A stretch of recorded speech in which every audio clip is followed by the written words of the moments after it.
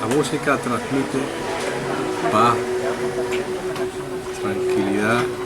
Ciao, siamo Ede e Kika e stiamo per raccontarvi la magia di un viaggio ricco di incontri con alberi e piante straordinarie. Siamo i creatori del progetto Viaggiando nel canto degli alberi, che ha per protagonisti gli alberi e le piante desiderosi di far conoscere la loro voce. Li andiamo a cercare in giro per il mondo e con un biofeedback registriamo la loro variazione di resistenza elettrica per tradurla in uno spartito musicale. Quando abbiamo girato queste immagini, eravamo in India e Nepal alla ricerca degli alberi considerati sacri dalle popolazioni di quei luoghi. È da lì che è iniziata la nostra avventura con Viaggiando nel canto degli alberi, spinti dal desiderio di testimoniare attraverso l'arte una diversa considerazione del mondo vegetale. In questo secondo viaggio a chiamarci sono le Isole Canarie, un arcipelago che ha saputo preservare la vita di alcuni tra gli esseri vegetali più incredibili del pianeta, ed è arrivato il momento di condividere questa nuova avventura con voi.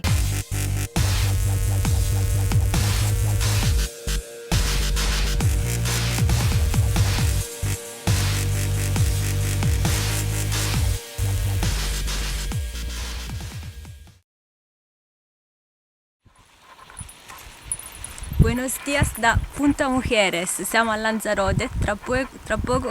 Considerata riserva della biosfera dall'UNESCO, è l'isola più a nord-est delle Canarie, con circa 30 vulcani che hanno reso il volto di questo luogo unico al mondo.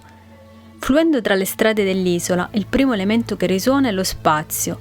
Grandi distese tra le montagne vulcaniche lasciano allo sguardo la possibilità di andare lontano, di espandersi. Lo spazio interiore si specchia in quello esteriore e si è invasi di cielo, calma, quiete. I nostri occhi sono catalizzati dalle piante dell'isola. In alcune zone quasi assenti, in altre pioniere, hanno aperto la strada a una rigogliosa vegetazione che ha colorato di verde le colline.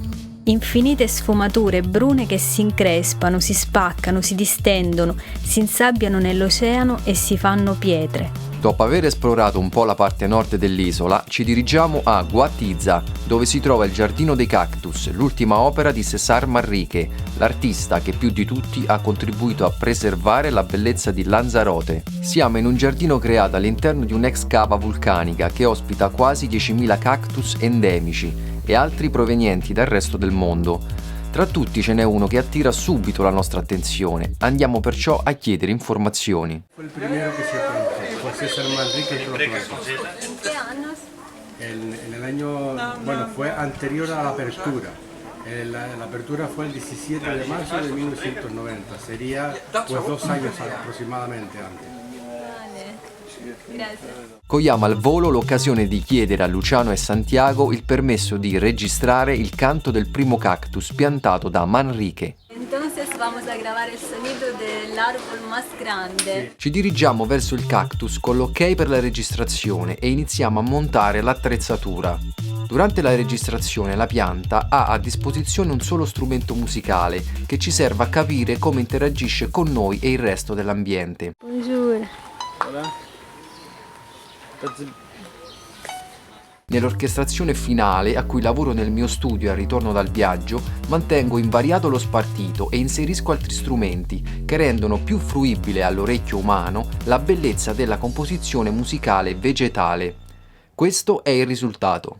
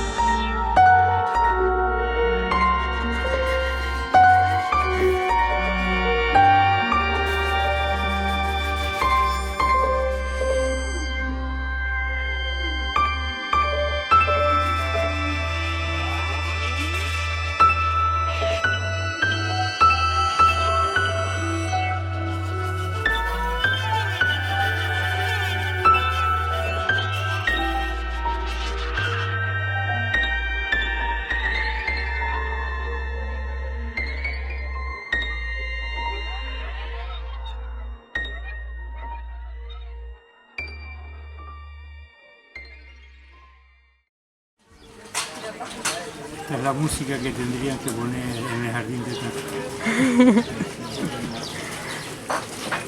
Gracias. Mi llamo Barry Sargent, como sargento. Estoy aquí hace 27 años. Yo soporto mucho energías renovables políticamente. Cuando llegué en la isla, hay muchos sitios, muchas casas, fincas sin conexión de electricidad. Entonces yo tenía idea para introducir placas solares, molinos o energía renovable para producir electricidad. Barry è un ingegnere ambientale che ha reso la sua casa completamente autonoma ed è molto contento di mostrarci le sue creazioni. Lo abbiamo conosciuto perché a pochi giorni dall'arrivo sull'isola il couchsurfer che doveva ospitarci ci ha comunicato che non poteva più farlo e noi siamo finiti ospiti nella sua casa a pochi passi dal mare. Ci fa vedere i pannelli solari che lui stesso ha installato. Ne ha messo uno anche sul trattore e un altro lo usa per alimentare un forno da cucina. Las Islas Canarias está muy bien adaptada para renovables, porque ya tenemos bastante sol y bastante viento también. En estos años yo he hecho más o menos 100 casas, fincas, granjas en la isla. In un'isola ventosa come Lanzarote non può mancare la pala eolica. Tutto l'impianto accumula con delle batterie la corrente generata. Y con este sistema tú estás completamente independiente. Sí. Totalmente independiente, sí. Entonces así, tú puedes así vivir en cualquier sitio, estás mucho más libre, un terreno. Tú puedes poner una casita de piedras o madera, no sé qué, o un yate, por ejemplo, con placas solares. Tienes electricidad para bomba agua, internet, todo eso tiene corriente para la vita, no? Ci apre le porte del suo laboratorio dove costruisce e fa manutenzione degli impianti eolici e solari. Il sistema tiene energía o potencia suficiente para las casas, con lavadoras, con televisión, con todo normal y el taller también. Wow. Sí, entonces es muy económico, ¿no? 30 euros al mes, 15 euros por casa por mes. Entonces eso es imposible en el pueblo. Un piccolo gioiellino che scorgiamo tra i macchinari è la bicicletta elettrica che porta Barry in giro per l'isola facendoli fare 80 km con una sola carica. Voy a hacer vuelta de toda la isla Sí. muchas veces. Barry, oltre ad essere un attivista ambientale ed ingegnere, è anche un musicista. Gli proponiamo perciò se vuole fare un duetto con il suo albero preferito. Y Barry, ¿hay aquí en tu casa una planta o un árbol cui tú estás aficionado? Sí, yo planté cuando yo he comprado la casa unos árboles. Palmeras, se llama pimienta falso, está ahí. Esto es mi favorito porque produce mucho sombra, es un buen sitio para los nietos a jugar. Barry, ¿quiere tocar juntos al árbol? Sí, si puedo comprobar un poquito de flauta y saxo, ¿no? Es posible. Tengo que sentirme cuál es mejor. Vale, vamos. Ok. Bene, preparo l'attrezzatura, attacchi i sensori all'albero per captare la sua variazione di resistenza elettrica. Scegliamo insieme a Barry le note e le timbriche degli strumenti che l'albero avrà a disposizione per duettare con lui. Partiamo!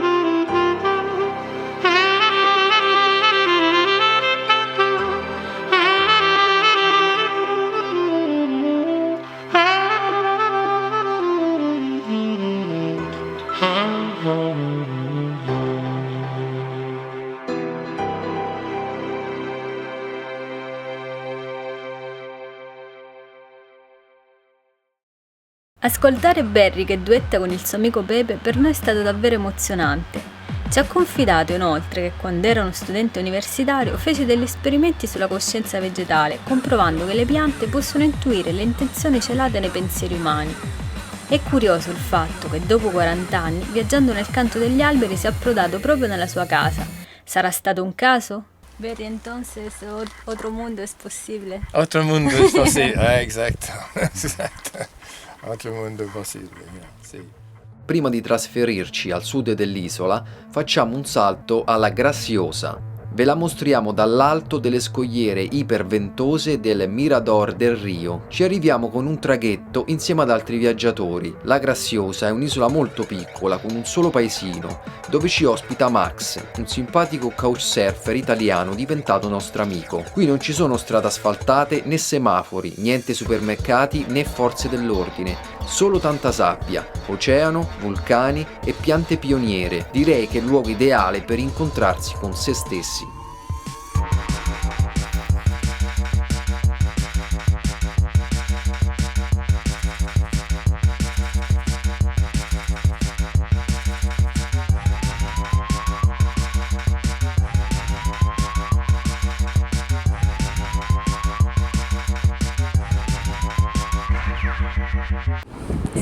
Levati. Mentre le onde oceaniche ci cullano, ringraziamo la Graciosa per la bellezza con cui ci ha nutriti e ci prepariamo per andare in una terra di luna e di fuoco, il parco di Timanfaya. Lungo la strada incontriamo le Salinas de Janubio e non possiamo non fermarci a fare una breve esplorazione. Non immaginavamo che nel bel mezzo di una salina potessero crescere così tante piante. Proseguiamo il cammino verso i vulcani ed eccoci finalmente arrivati a Timanfaya, un vero e proprio parco vulcanico, sotto la cui superficie la temperatura oscilla tra i 100 e i 600 gradi. È qui che decidiamo di registrare l'ultima pianta di Lanzarote. Si tratta di una pianta endemica delle isole Canarie, non troppo simpatica ai forestali del luogo, poiché sta colonizzando tutto il parco di Timanfaya e sembra che nessuno riesca a fermarla. Il suo nome è Rumex lunaria, detta anche vinagrera. Ascoltiamo cosa ha da dirci.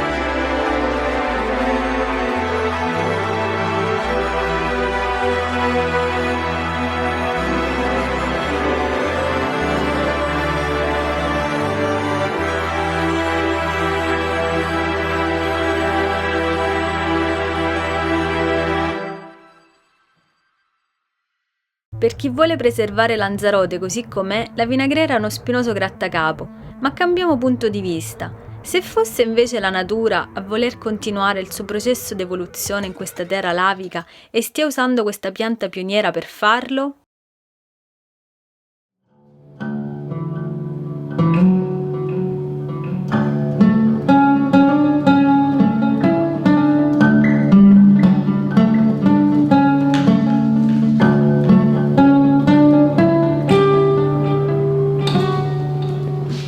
Che potenza passare in pochi giorni da una terra vulcanica a una desertica. Abbiamo lasciato l'isola di Lanzarote e siamo sbarcati a Fuerteventura. Siamo in un deserto di sabbie e rocce che rivela nei letti dei fiumi a secco il suo passato di rigogliosa vegetazione. Ora solo le ossa dell'isola raccontano di sé, lasciando spazio al cielo e alle onde spumeggianti dell'oceano. Il vento, compagno fedele di viaggio, porta nuvole, segreti e storie da un capo all'altro dell'isola, accarezza e schiaffeggia dando a ognuno ciò che cerca.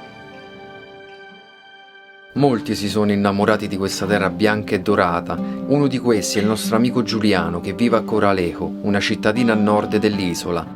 La musica che stiamo ascoltando è stata composta proprio da lui insieme alla sua coinquilina, una bellissima orchidea che ha preso parte a questo duetto di archi e chitarra. Continuiamo ad ascoltarla sulle splendide immagini dell'isola di Lobos.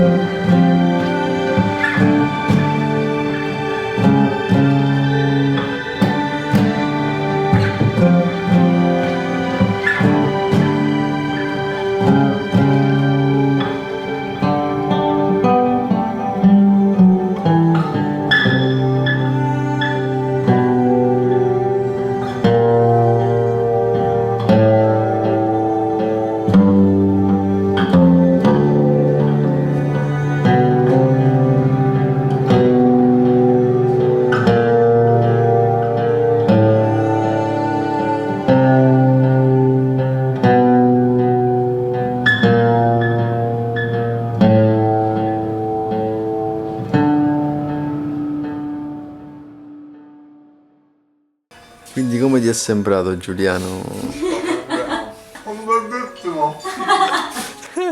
Il giorno a seguire, desiderosi di ascoltare il canto di una pianta del deserto, io ed Edo ci dirigiamo alle dune di Coralejo, dove incontriamo grandi cespugli di Traganum mochini, volgarmente detti balancon. Queste piante di interesse speciale sono inserite in un catalogo delle specie minacciate delle isole Canarie e caratterizzano, insieme ad altre, la biodiversità delle zone sabbiose. Tra le tante, una in particolare ci chiama e ci fa dono della musica che stiamo per ascoltare.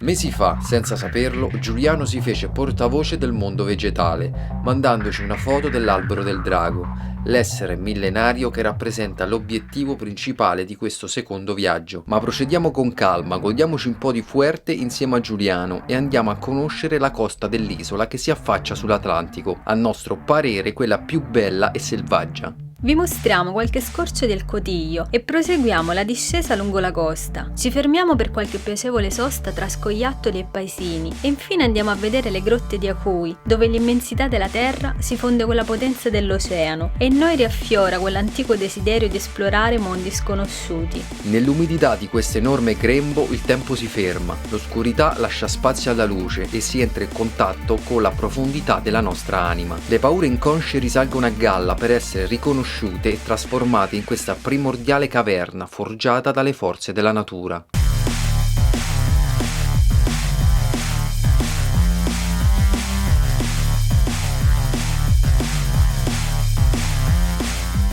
Siamo qui a Coralejo, nella punta nord dell'isola, e oggi faremo tutta questa strada costiera laterale per arrivare giù fino a Candia e salire a Pico della Zarza, dove incontreremo la Sebuce bonsai di 2000 anni. Abbiamo scoperto l'esistenza di quest'albero poco prima di partire per il viaggio. Dai ricercatori della Fondazione Félix Rodríguez de la Fuente è stato stimato che abbia non meno di 2000 anni. Non è segnalato nel cammino e pochissimi sanno della sua esistenza. Abbiamo iniziato il cammino per salire sul Pico della Zarza. 4 chilometri in salita con il vento contro, con il dubbio sulla riuscita della missione. In questa montagna desertica sembra impossibile trovare la Sebuce, quindi accettiamo la possibilità di non incontrarlo e camminiamo per il piacere di farlo, totalmente presenti a noi stessi e alla meraviglia del mondo che ci accompagna. Continuando a salire in uno stato di calma, sempre più piante si mostrano ai nostri occhi e quando all'improvviso notiamo una capra, capiamo che siamo nelle vicinanze dello speciale essere che stiamo cercando. È un segnale chiaro in quanto la Sebuce è tale proprio perché da millenni le capre si nutrono delle sue foglie. Forse abbiamo individuato la Sebuce bonsai.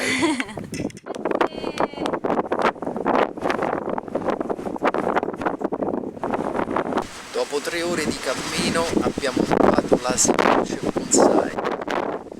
Non è stato facile perché non era segnalato, quindi l'abbiamo dovuto scovare piano piano.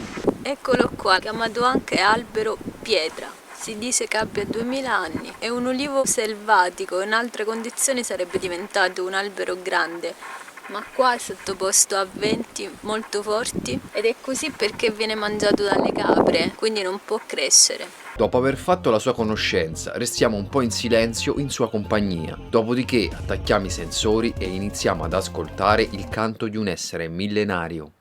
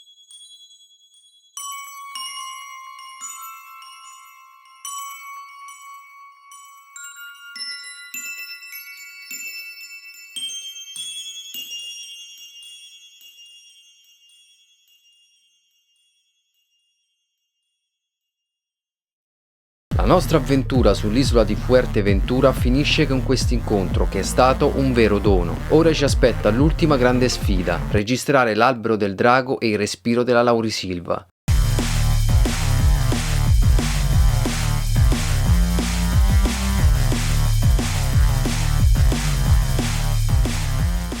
Benvenuti a Tenerife, l'isola che con la sua vegetazione da sempre affascina i botanici di tutto il mondo. Siamo finalmente giunti al centro del nostro viaggio, infatti è qui che incontreremo gli alberi che ci hanno spinti a partire. Rigogliosa, l'isola ci offre una moltitudine di sfaccettature e microclimi diversi. Il verde è il colore che domina e avvolge, che ha ricoperto la terra lavica e l'ha rivestita come una dolce coperta. Piantagioni di banane e papaie si estendono a perdita d'occhio. Al centro vi abita il Teide, imponente e maestoso, si erge al di sopra di tutto, cattura le nuvole nella sua aura regale e loro si sciolgono in delicate o battenti piogge che rendono fertile la terra. Ci siamo stabiliti al nord, precisamente a Icod de los Vinos, il paese in cui vive il drago millenario dell'isola. Tramite una nostra cara amica abbiamo conosciuto Elsa, un'artista straordinaria, e siamo ospiti nella sua casa, dove condividiamo lo spazio con Nicolas e Paris. Elsa ha creato il progetto La Suertes, un'associazione che promuove l'arte nella sua forma di aggregatore sociale, nonché la permacultura. Proprio nello spazio di La Suertes, insieme ad amici, abbiamo dato il via a una spettacolare jam session con Rosita, una piccola pianta con i fiorellini rosa adottata per l'occasione, rivelatasi una musicista attenta. Immergiamoci in questi magici momenti.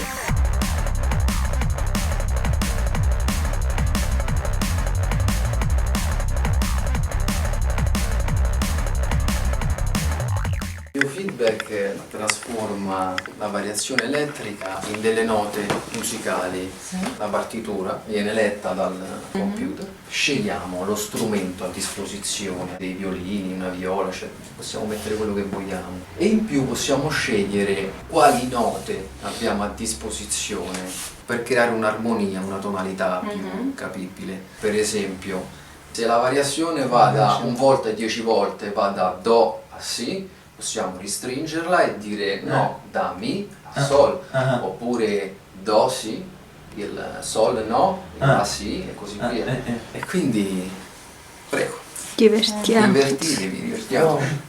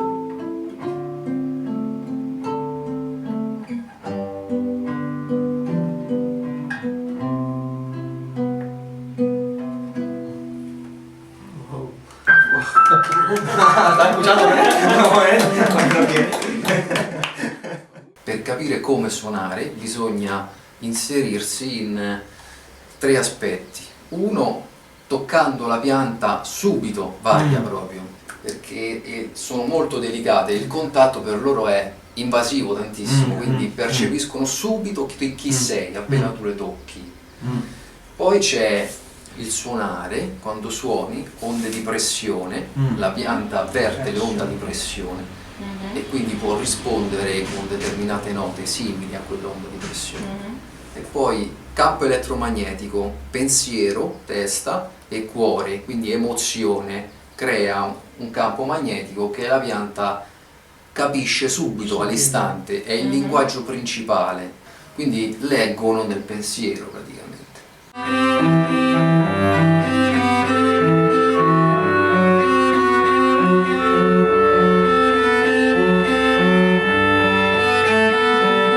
Il suonare con la pianta è giocare con questo momento.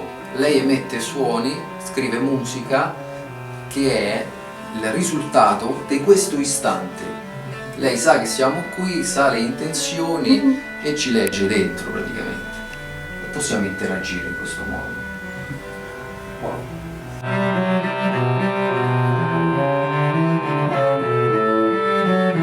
Quindi possiamo scegliere le note, possiamo scegliere gli strumenti e suoniamo.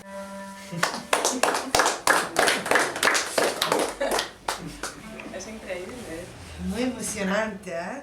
Bene signori, io direi che questo è un magico inizio. L'isola di Tenerife ci sta regalando emozioni vere. Concludiamo questa esperienza con la magnifica canzone di René suonata insieme a Raffa, Elsa e alla nostra splendida Rosita.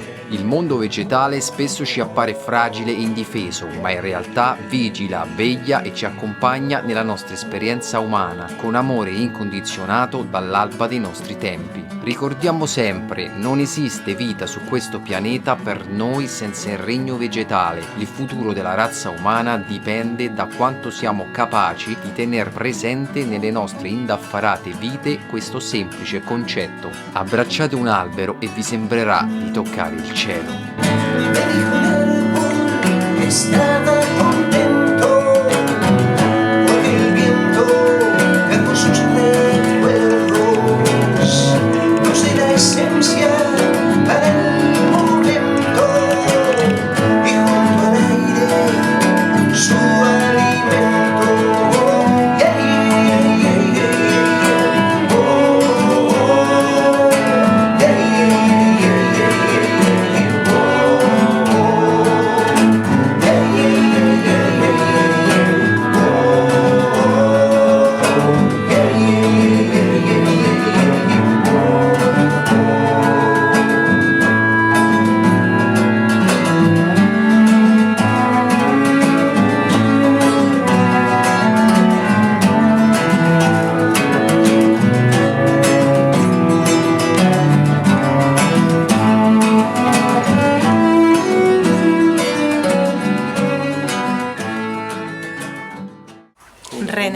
¿Cómo fue tocar con las plantas? La experiencia mágica. Las plantas son mágicas.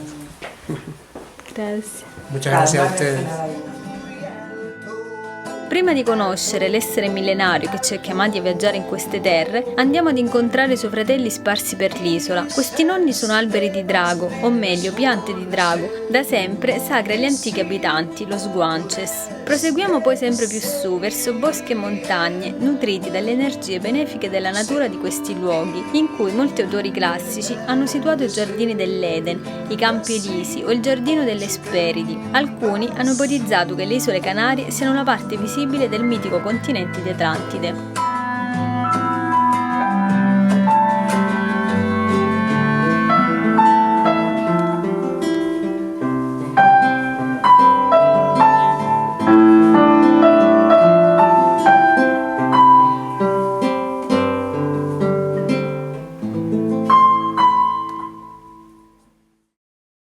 Di natura certamente mitica è il pino gordo, un grandissimo pino canario che abbiamo incontrato a Villa Flor a 1400 metri d'altitudine. Sua vicina di casa è la pina de las Dos Pernadas, che con i suoi 57 metri di altezza è l'albero più alto delle isole Canarie. Tra i due abbiamo scelto di far suonare il pino gordo, ribattezzato Peppino, che con i suoi 9,36 metri di circonferenza ha esercitato su di noi il suo incredibile fascino. Arrivati a questo punto non ci resta che montare l'attrezzatura e godere della magia del suo canto.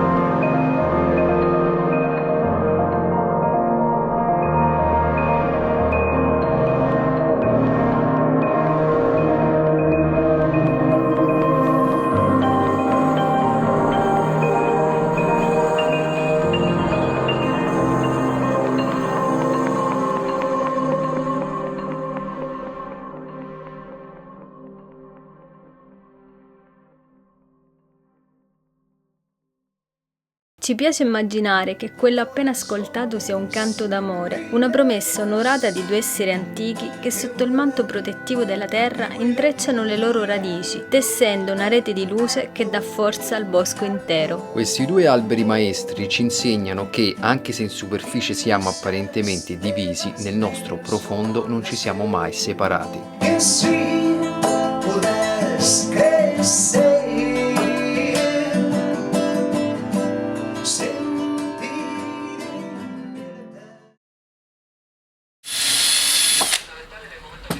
Vale, ¿qué sport es el Drago de Icod? El símbolo del municipio de Icod-Los Los icodenses estamos muy agradecidos al Drago porque viene turismo, toda la vida hemos estado muy cercanos al Drago, todo el pueblo ha trabajado ahí.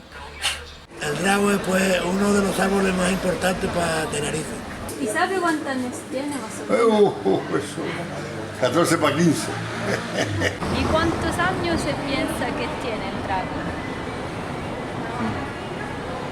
Eso sí que no lo sé, pero yo siempre lo he visto igual. Le leggende dicono che quando un drago muore diventa un albero di drago. Così iniziava il video della nostra terza campagna di crowdfunding che ci ha condotti alle isole Canarie. La prima ci portò alla ricerca degli alberi sacri dell'India del Nord e del Nepal e la seconda ci permise di finanziare il libro, il CD e le carte divinatorie nate proprio da quell'esperienza di viaggio. Adesso concentriamoci sull'esemplare più antico al mondo di Dracena drago, comunemente detto albero di drago. Da sempre ispiratori di storie e leggende, i draghi e le draghesse sono stati considerati protettori di luoghi, tesori e fanciulle. Nella mitologia greca erano posti a guardia del giardino delle Hesperidi e qui a Icod è proprio quest'albero che dà forma e corpo all'essere mitologico che alita fiamme, allo stesso modo dei vulcani che hanno plasmato queste isole.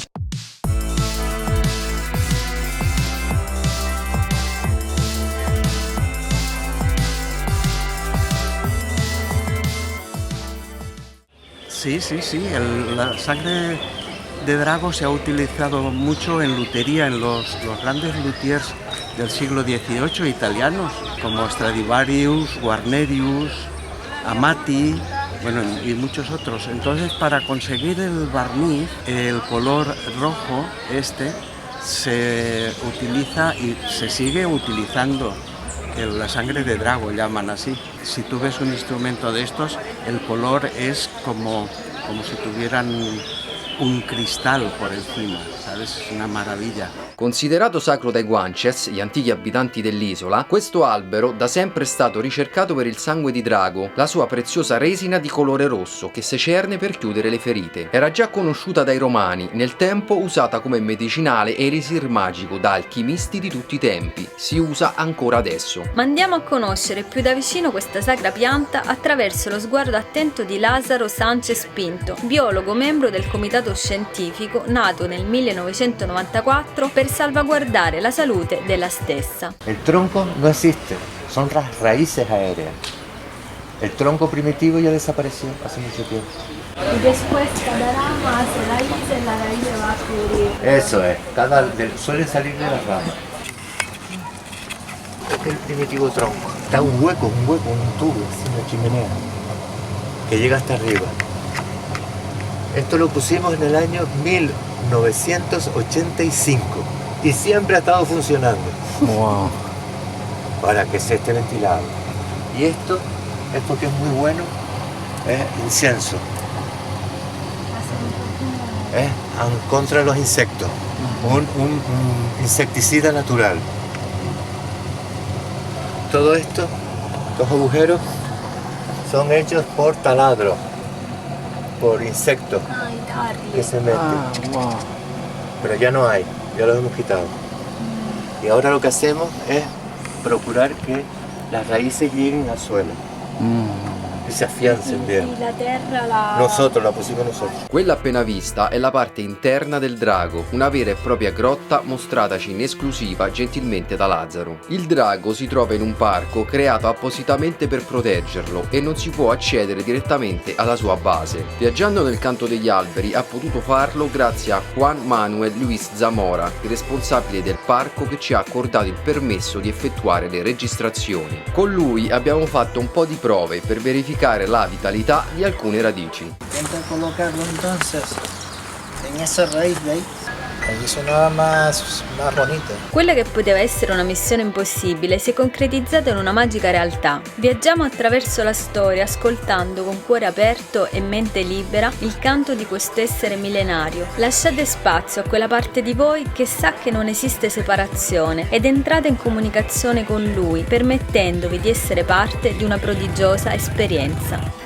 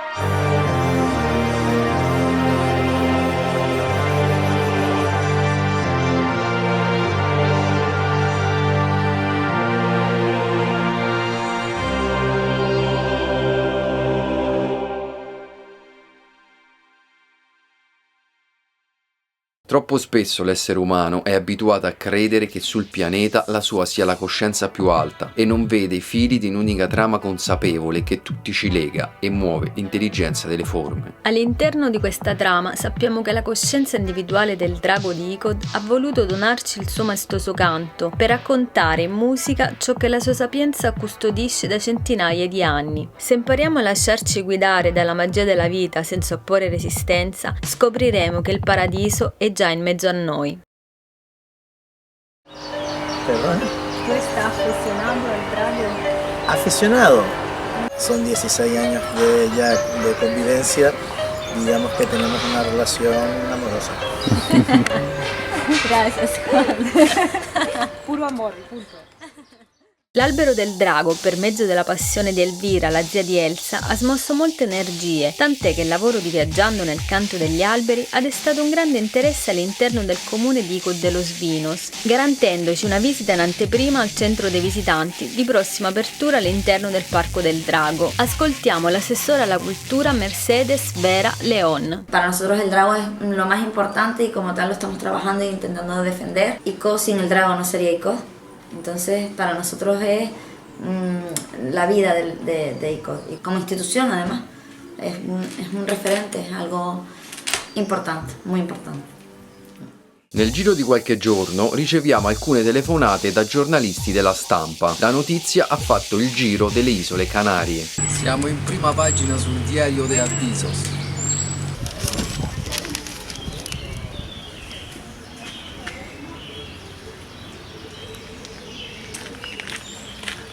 Genio questo, no? È tipo quell'indiano che ne seguiva.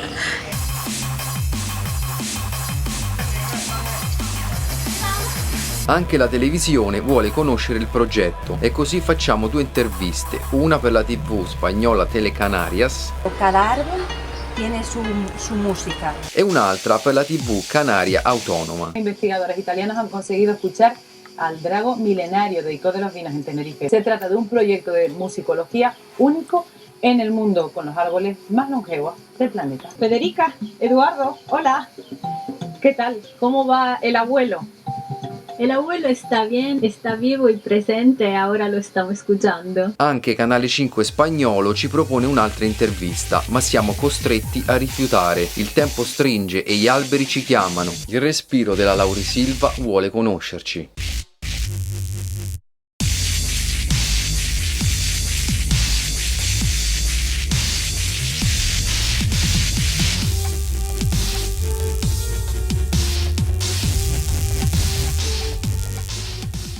Anaga. Siamo nella parte più antica dell'isola, sorta dal fondo marino tra i 10 e i 15 milioni d'anni fa. È il luogo dove si concentrano più specie per chilometro quadrato di tutto il territorio europeo, un autentico laboratorio di vita vegetale. Qui si trova la Laurisilva, obiettivo principale del nostro viaggio insieme al drago. È una foresta subtropicale antica, nata nel terziario e sopravvissuta all'ultima glaciazione. Prima di questo evento si estendeva in tutto il bacino del Mediterraneo. Ora gli unici sopravvissuti in quest'area sono l'agrifoglio e l'alloro. Attualmente la Laurisilva si trova solo in alcune isole della Macaronesia. Ha avuto pochissime trasformazioni evolutive ed è perciò una reliquia vivente. Immaginatevi a piedi nudi, contattando la terra di questo luogo incantato. Unite i vostri respiri e vivete la musica di una felce e di un lauro, nata dalla sovrapposizione dei loro rispettivi spartiti.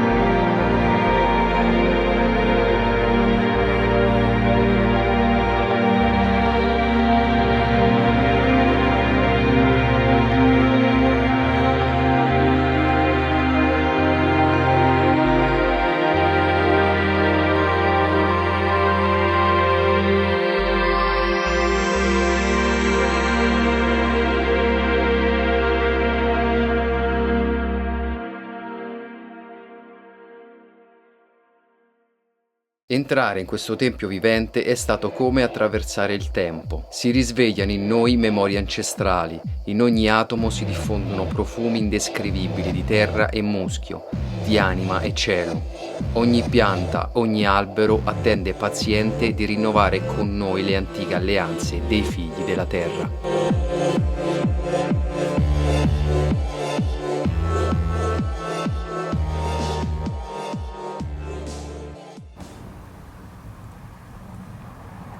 Stiamo cercando il patriarca del Teide.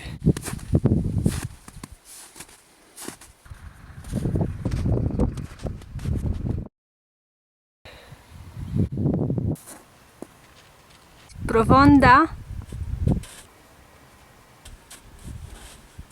Queste rocce che...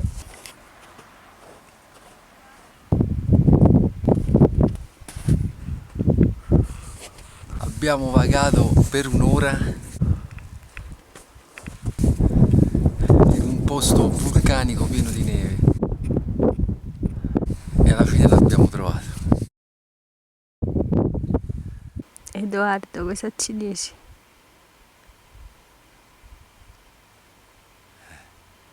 Dall'inizio del viaggio avevamo il desiderio di conoscere il Teide e l'abbiamo potuto fare solo a conclusione del viaggio stesso, a causa della viabilità interrotta per le continue tempeste di neve. Si è concesso infatti lentamente allo sguardo e all'esperienza del nostro corpo. Ci ha accolti in tutta la sua luce, ricoperto da un mantello di candida neve, regalandoci esperienze indimenticabili.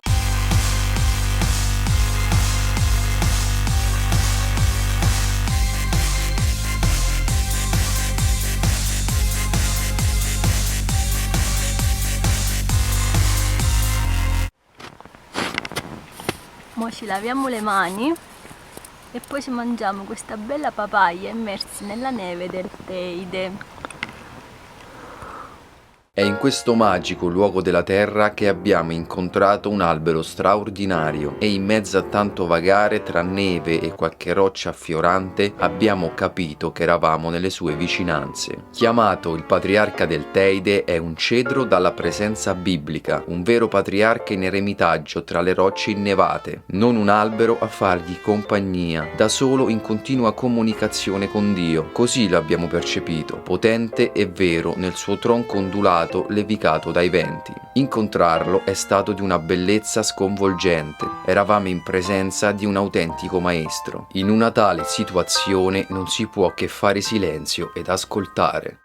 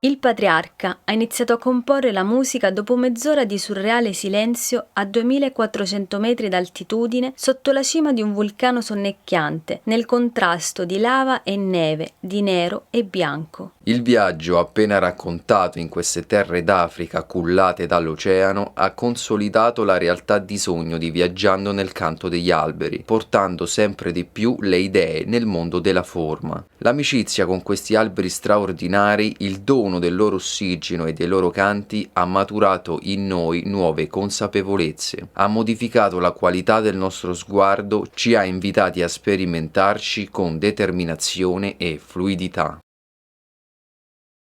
È con amore che vi lasciamo in dono l'eredità di questa connessione con il mondo vegetale, che nel tempo opererà meraviglie in ogni figlio del cielo e della terra che vorrà riconoscersi come tale. Siamo esseri cosmici, eterni alchimisti, creatori instancabili sostenuti dall'immaginazione e dalla volontà. Nutriamoci di bellezza, scopriamo e coltiviamo i nostri talenti e nuove foreste di sogni cresceranno sul cuore di Madre Terra.